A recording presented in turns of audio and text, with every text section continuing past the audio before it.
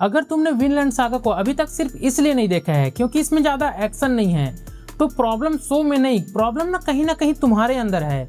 देखो, मैं तुम्हारी ना बेइज्जती नहीं करना चाहता, मैं ना बस एक पैटर्न पॉइंट आउट कर रहा हूँ जो पूरे इंडियन एनिमे कम्युनिटी में चल रहा है। देखो, हमने इंस्टाग्राम में गोजो वर्सेस सुकुना का एडिट कम से कम नहीं तो 50 बार देखा होगा, लेकिन जैसे ही कोई ऐसा शो आता है जो हमसे ना थोड़ा सा पेशेंस मांगता है और 5-6 एपिसोड तक उसमें कोई एक्शन नहीं रहता, तो फिर हम लोग बोलते हैं कि अरे यार ये शो ना इतना बोरिंग है, और फिर उसको ऐसे छोड़ देते हैं और फिर दोबारा मुड़ के ना उसके पास कभी नहीं आते। और यही वो एग्जैक्ट रीजन है जिसके कारण एक ऐसा एनिमे जो क्रिटिक्स के हिसाब से हिस्ट्री के बेस्ट टीवी एपिसोड में से एक है, इंडिया में ना उसको अभी तक इग्नोर कर रहे हैं। और जिन लोगों ने कभी इस एनिमे का नाम नहीं सुना, उन लोगों को मैं थोड़ा सा कॉन्टेक्स्ट दे देता हूँ। देखो, ये शो ना वाइकिंग्स के जमाने में सेट है। जब तुम इस एनिमे को देखना शुरू करोगे तो तुम्हें थोड़ा थोड़ा इसमें गेम ऑफ थ्रोन्स वाला फीलिंग आएगा। देखो, इसमें थॉरफिन नाम का एक बच्चा होता है जो हमारा मेन कैरेक्टर है।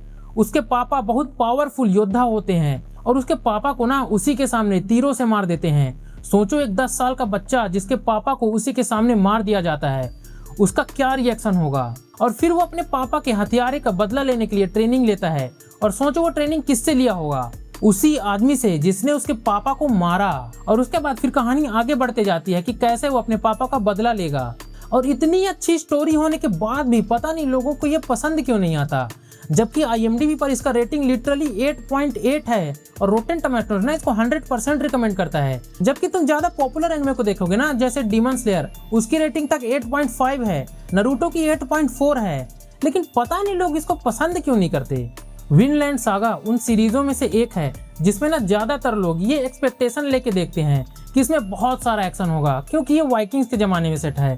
लेकिन अगर तुम भी ये एक्सपेक्टेशन लेके ये शो को देखना चाहते हो ना, तो फिर छोड़ दो, ये एनिमे तुम्हारे लिए नहीं है। देखो, इस शो का मेन फोकस ना एक्शन नहीं है, ये शो ज्यादा फोकस करता है कैरेक्टर डेवलपमेंट में। ये स्टोरी बहुत सिंपल और स्ट्रेट फॉरवर्ड स्टार्ट होता है।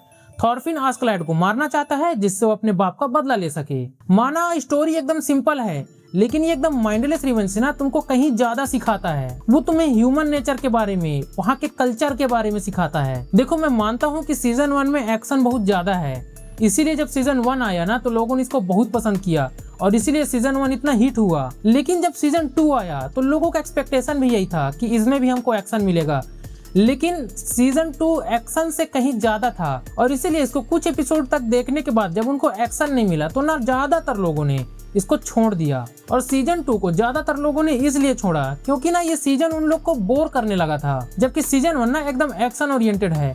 थॉरफिन एक छोटा बच्चा है जो एक बहुत बड़े वाइकिंग का बेटा है, उसके पापा को उसी के सामने मार दिया जाता है और फिर वो अपने बाप के हत्यारे को मारने के लिए उसी से ट्रेनिंग लेता है। और जब वो ट्रेनिंग के बाद आस्कलाइड से ज्यादा पावरफुल हो जाएगा तो उसे डुअल में चैलेंज करके उसे मारना चाहता है। पूरे सीजन 1 को ना तुम ट्रेनिंग आर्क समझ लो, वो किसी भी कॉस्ट पर आस्कलाइड से बदला लेना चाहता है और इसी में ना अपनी पूरी लाइफ को डेडिकेट कर देता है। इसीलिए वो उसके ग्रुप को ज्वाइन करता है जब तक कि वो उससे ज्यादा पावरफुल ना हो जाए। बेसिकली सीजन 1 ना थॉरफिन और आस्कलाइड के रिलेशनशिप पर ज्यादा फोकस करता है। I think Askeladd is one of the best villain, जबकि वो सिर्फ एक ही सीजन में था। हाँ, सीजन 1 के एंड में आस्कलाइड मर जाता है और थॉरफिन उसको नहीं मारता, और यही चीज ना थॉरफिन को सबसे ज्यादा खलती है। He is the character you will hate from the bottom of your heart but at the same time will be ended up with loving him. Askeladd को ना मार पाने की वजह से उसके मन में ना एक खालीपन रह जाता है, क्योंकि उसके लाइफ में ना सिर्फ एक ही टारगेट था कि आस्कलाइड को कैसे भी करके मारना, और बस इसीलिए वो अभी तक जी रहा था। भले ही वो आस्कलाइड को ना मारना चाहता था, बट वो आस्कलाइड को ना एक गुरु मान चुका था। वो लिटरली उसके साथ खाता था, उसके साथ फाइट करने जाता था। बेसिकली ना उसको अपना दूसरा फादर मान लिया था। आस्कलाइड के डेथ के बाद सीजन 1 खत्म हो जाता है और सीजन 2 थोड़ा फ्यूचर से स्टार्ट होता है, जिसमें हमें एकदम अलग ही थॉरफिन देखने को मिलता है। एकदम हताश, निराश, एक किलिंग मशीन से गुलाम बन चुका है। उसके लाइफ में ना कोई पर्पस ही नहीं बचा है, बस वो एक ही चीज चाहता है कि वो अपने आप को समझ ले। सीजन 2 में ना ऑलमोस्ट ना के बराबर फाइट है।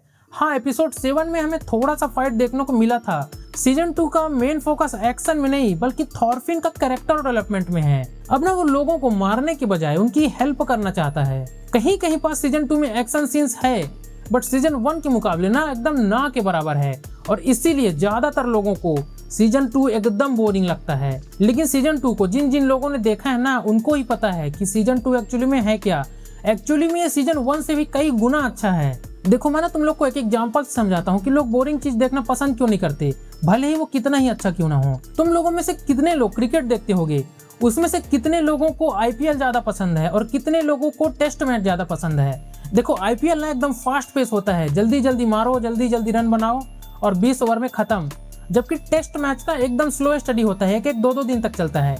लेकिन जो लोग टेस्ट देखते हैं ना, उनको पता है कि टेस्ट में ज्यादा मजा आता है। उसी तरह ना आज के एनिमे कम्युनिटी में लोगों को फास्ट पेस्ड एनिमे देखने में ज्यादा मजा आता है, जैसे Demon Slayer, Solo Leveling, Naruto, One Piece. ये सब ना थोड़े फास्ट पेस्ड एनिमे हैं। मतलब वन पीस तो थोड़ा, बट तुम देखो ना जितने भी आजकल के लोग हैं वो फास्ट पेस्ड एनिमे देखना पसंद करते हैं, जिसमें एकदम वाइब्रेंट कलर हो, भर भर के हर 5 सेकंड में एक एक्शन सीन, हर 2 सेकंड में एक्शन सीन, ये उससे लड़ाई हो गया। देखो अटैक ऑन टाइटन भी इतना अच्छा है, उसमें भी एक्शन सीन्स हैं, बट उसका मेन कोर जो है ना एक्शन सीन में नहीं, उसका स्टोरी में है। अगर तुम सिर्फ एक्शन ही एक्शन दिखाओगे तो एक टाइम के बाद ना इंसान बोर हो जाता है। देखो जैसे अटैक ऑन टाइटन में तुम एक बार एक्शन सीन्स को हटा भी दो, फिर भी ना तुम उसकी स्टोरी इतनी खतरनाक है कि लोग उसको अभी भी देख ही लेंगे बिना एक्शन के। ऐसे ही बहुत लोगों को डेथ नोट पसंद है, उसमें एक्शन के नाम पे क्या है, एक एक्शन नहीं मिलेगा तुमको उसमें, लेकिन उसकी राइटिंग ऐसे की गई है ना, उसको इतना फास्ट पेस बनाया गया है कि एक्शन उसमें फील ही नहीं होता, बस उसमें हम लीन हो जाते हैं देखने में। लेकिन देखो शोनेन एनिमे को हर कोई देखना पसंद करता है, लेकिन सेनेन को ना थोड़े से कम लोग ही देखते हैं, क्योंकि ना मैच्योर कंटेंट हर किसी के लिए नहीं होता। विनलैंड सागा भी ऐसा मैच्योर एनिमे है ना कि अगर तुम इसे देख लिए तो तुम कहोगे कि भाई ये इससे बेस्ट पीस में आज तक कभी देखा नहीं। सेनेन एनिमे में बहुत सारे एनिमे हैं यार जिनमें एक्शन बिल्कुल भी नहीं है, लेकिन उसकी स्टोरी इतनी जबरदस्त है ना कि तुमको ऐसा फील नहीं होगा कि इसमें एक्शन होना भी चाहिए। जैसे विनलैंड सागा, मॉन्स्टर इतनी अच्छी सीरीज है ना भाई, आधे से ज्यादा लोगों को तो पता ही नहीं है कि मॉन्स्टर जैसी कोई एनिमे भी एग्जिस्ट करती है। तो मेरे हिसाब से ना विनलैंड सागा को अंडररेटेड बोलना सही नहीं होगा। एक्चुअली में ये अंडर वॉच्ड एनिमे है।